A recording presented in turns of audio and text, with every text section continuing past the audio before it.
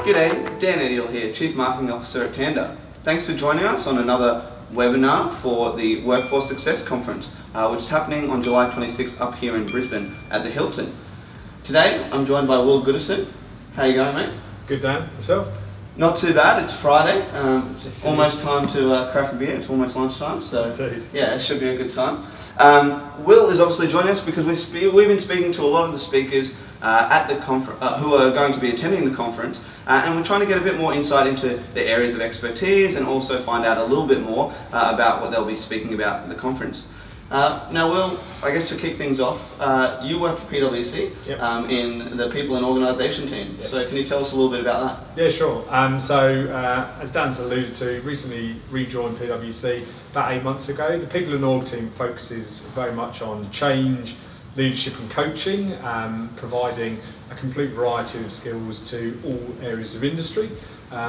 It's very much the role that I sit in. I'm part of the leadership and coaching team, so we've got a director that I report directly to, and we work within supporting organisations, develop managers, identify leadership opportunities. We provide coaching from both the executive all the way down to the junior and emerging leaders space. And we work in partnership with the change management team, who are very much part of the larger organisational implementations, transformations that we see going on, where we focus very much on looking at the people, working how they can take new technologies that are being implemented, any change that's occurring, and how we can bring the best out of both the leaders who are taking the staff on the journey, but also coaching the leaders into fulfilling their new roles as part of the new look organisation.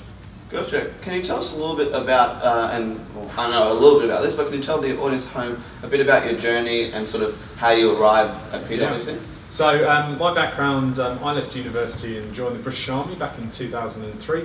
I then went on to spend the next 9 years serving to the rank of Major, and this involved deployments over a lot of Europe, Cyprus, Northern Ireland, with a combat tour of Afghanistan. During this time, I would lead teams that started out as a 23-year-old of a size of 30, and in some of the more complicated roles, up to 1,000 plus, just through the nature of the work that we were undertaking.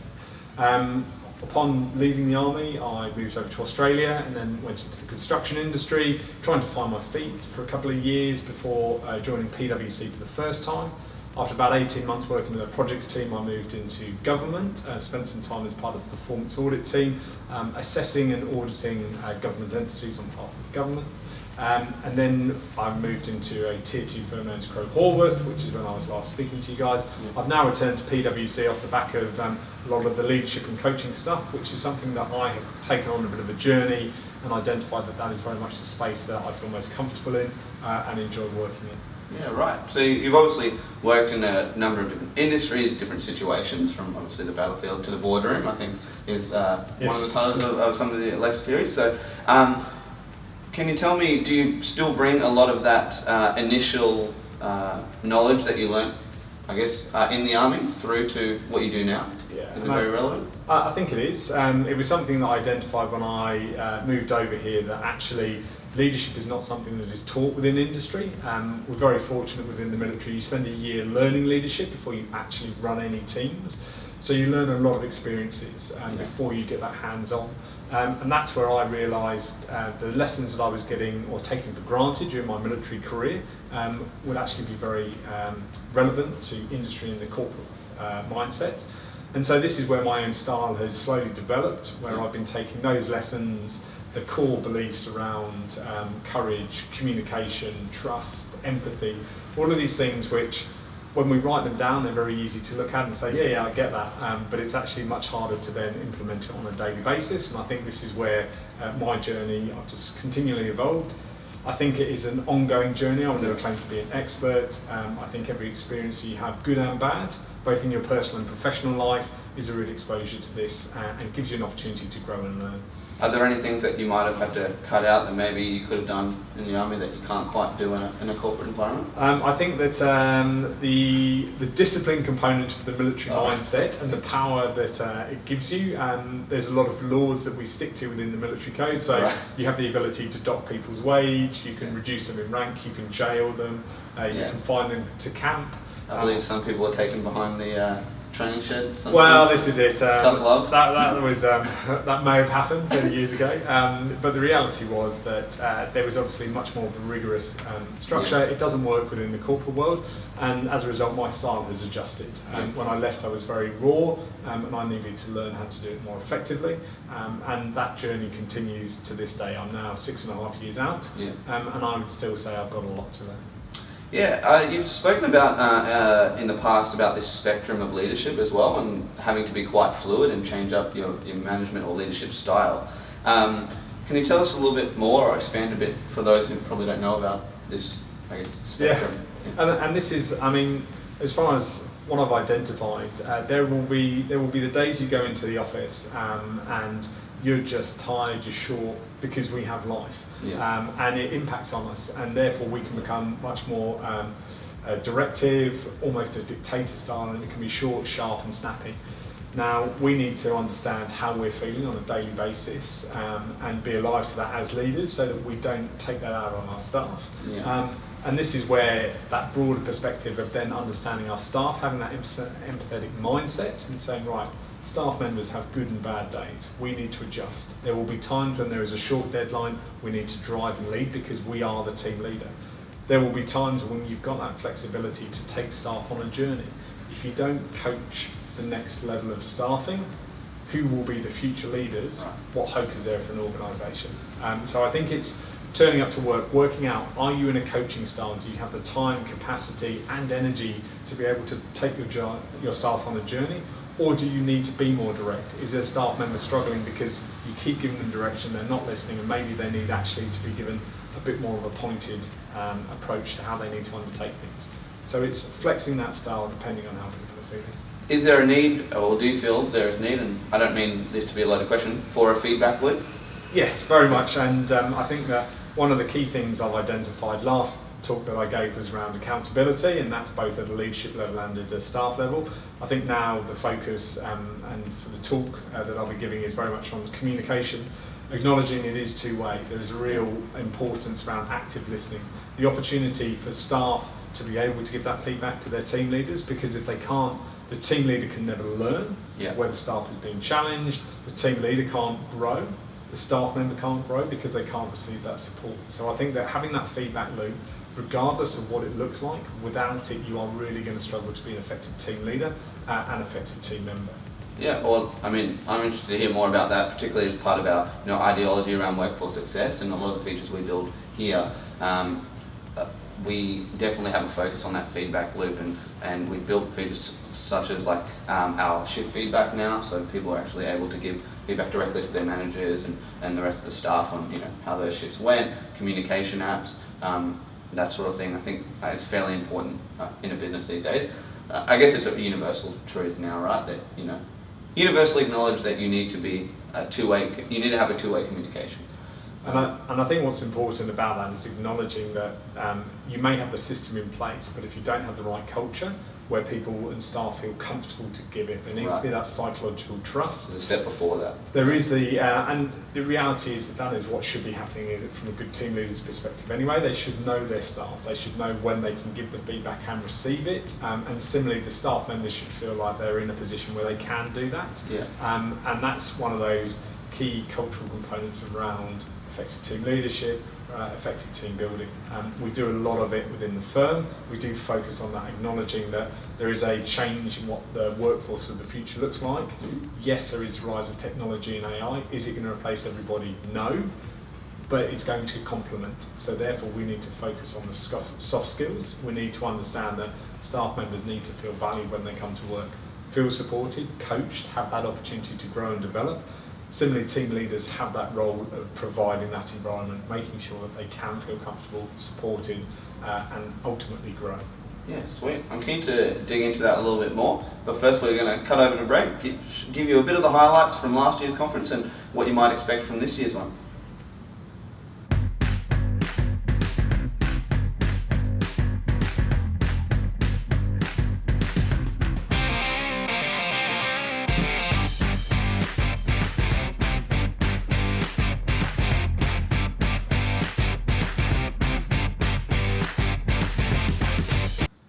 Welcome back, Will. How you going? Still here? Still here, Dan. I think I've said that to pretty much everyone that's come on the show so far. So good start. Hopefully anyone who's seen all of these videos won't get too bored of that joke. But before the break, we were talking about technology, the two-way feedback loop, and some of the features I had mentioned that we built here at Tanda. So in all of your roles, I would assume there has been technology involved, and just as the workplaces have evolved, so has the technology. Can you tell us some of the things that leaders should look out for in the workplace to help, I guess? Yeah, I think what's very key, and it started on day one of my military career and it still goes to this day, is that opportunity to track staff performance and have the link into what you were talking about earlier, this feedback loop. Yeah. Having structured sessions where there's the opportunity to give that performance appraisal, be it the annual, the quarterly, the weekly, whatever it is, depending on your organisation. A tool that captures that and means you've got the data that can track, can see how people are going. It's easily accessible so they can update when they need to, when they're feeling it. They have the opportunity to provide almost a snapshot side feedback tool off the back of an engagement or a piece of work they've been doing, so they can get real-time feedback sooner rather than later. I think that if you don't have that, then you really struggle to have genuine conversations, because you're going on hearsay, you're going on what you can remember rather than what you've documented at the time. And often things can get rosy or darker over time if you haven't had that opportunity to capture it in the moment. So the overarching thing there is transparency. Very much so. Any tools to allow for that, whether it be time tracking, scheduling, conversations, communication. That's it, and if you have that transparency, and it's something that gets a lot of feedback from the coaching sessions I run in one-on-one and group sessions, frustrations around senior leadership not providing open and honest feedback. Transparency is a real challenge. If they don't provide it, staff members then feel in the dark. They don't feel like they're part of the team and they feel alone. They don't know what's going on. It's exactly the same within your personal life. If you are in a relationship and you're not sharing that, it's going to really impact. So it's saying, let's take these lessons, let's try and learn from them. We don't get it right every time, but what we can do is we can take that as a learning point and we can develop it for next time. Do you get any pushback sometimes from senior leadership, or have you encountered maybe any legitimate reasons from senior leadership why they might not want this feedback or transparency? There's always a reason why they don't want to provide too much feedback, and the trick is you don't have to provide all the details. I think this is where often the challenge comes, where team leaders or senior execs want to provide something but don't feel they can. There is always something you can say, even if it is we're in this position, we're not quite sure where we're going. As soon as I know, I will give you an update. Promising to actually provide a weekly update, even if it's the situation hasn't changed. Being open and honest like that means a lot. Yeah. When a staff member or a senior exec turns up and goes, there's a lot of change coming up, I'll update you when I know more, and that's it, radio silence, then it breeds contempt, it breeds rumours, frustrations. I think often one of the challenges that we see is a rumour will come out, and if the executive or team leaders don't take hold of that and make a statement, regardless of what that statement looks like, it grows. It's rumour mill. This is human nature. Yeah. We like a good story. This is why the news is so popular whenever it's something that's controversial. Yeah. So the execs and the team leaders have a responsibility to make a comment, regardless of how much information is provided. If they're providing something to the team leaders, the team members, then they've got something to go with. Yeah, sweet. You sort of answered my next question, which was going to be about some of the complaints you might have heard from staff as well, as far as like what they want to see from leadership, which I think is, I guess, really important as well, because I'm sure there are legitimate reasons why, and reasons that staff give why they need to know certain information as well. We've talked quite a bit about communication, but growing up and everywhere in the world you go, everyone says actions speak louder than words. So what are some actions or things that leadership can do rather than just saying, I'll let you know? Yeah, I think actually being present, being there and being seen is a real key thing. Yeah. We now live in a very much a data-driven world where you can live in work in the global workspace. This morning I was on a call with the United States. So you've got time zones, you've got this demographic, the geographical spread, especially in a country like Australia. So being present, video conferencing, the Skype, the FaceTime, whatever works for your organisation, having the opportunity to actually do a bit of a face-to-face, you will always get far more interaction from a face-to-face meeting, even if you can't be in the room, than you will by just a telephone or an email. Because the email doesn't have the ability to convey how you're feeling, the emotions. And that's it. And you can edit all these things. And if you're in the wrong headspace, you're going to take it the wrong way. Whereas if there's the opportunity to chat to people face to face, it doesn't have to be daily. There's always this feedback from execs, oh, I'm so busy. Yeah, we're all busy. Your staff members are busy, the op teams are busy. But there is nothing to stop you walking the floor on a Friday or on a Monday or actually getting out and about, dropping by, saying hi, making it feel like you're actually listening. If you're going to chat to someone, take time to listen. The biggest problem that we have is this inability to actively listen. And it's hard. We've got 400 emails coming in, we've got messages beeping on watches, there's all these distractions. We need to make the time. So even if it is one of the admin team you've just bumped into, who you've never spoken to before, stop, listen, take on board, give some feedback. Don't talk over the top. Don't expect that because you are the most senior person in the room that everyone is going to bow down before you, because they want to be heard.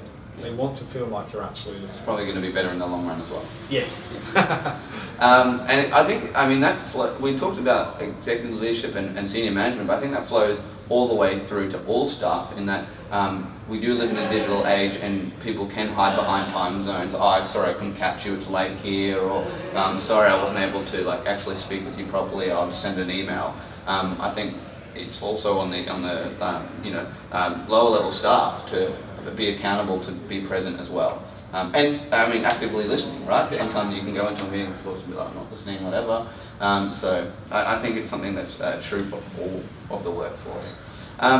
So on that note, can you just give us a bit more of a rundown on what we might hear from you in July? Yeah, sure.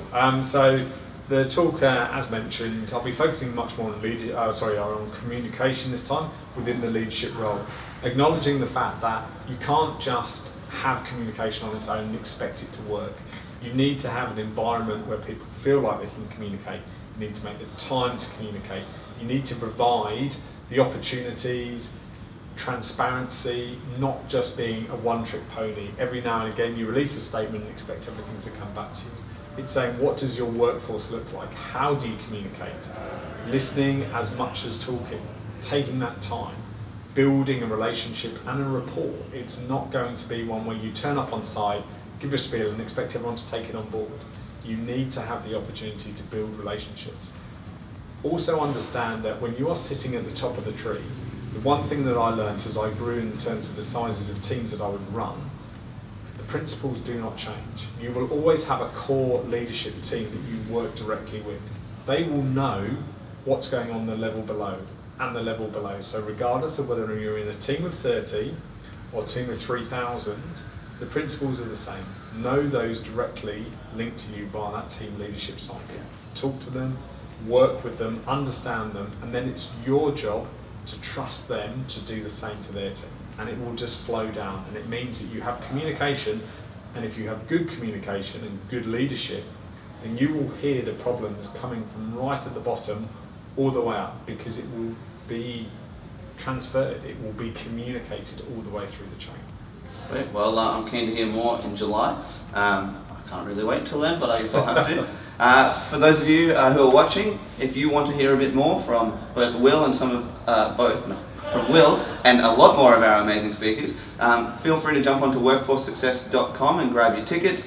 It'll be on July 26th. It's a Friday up here in Brisbane at the Hilton. It's going to be an amazing day of networking, learning, and of course socialising. Got some good events happening in the evening as well and the night before. So please jump onto workforcesuccess.com and grab your tickets ASAP. If you do have any questions, feel free to slide them into our DMs or jump onto our Twitter at TenderHQ. But for now, thanks so much for joining me today. Pleasure, Dan. Really appreciate it, and we'll see you guys next time. Cheers. Awesome. Thanks, mate.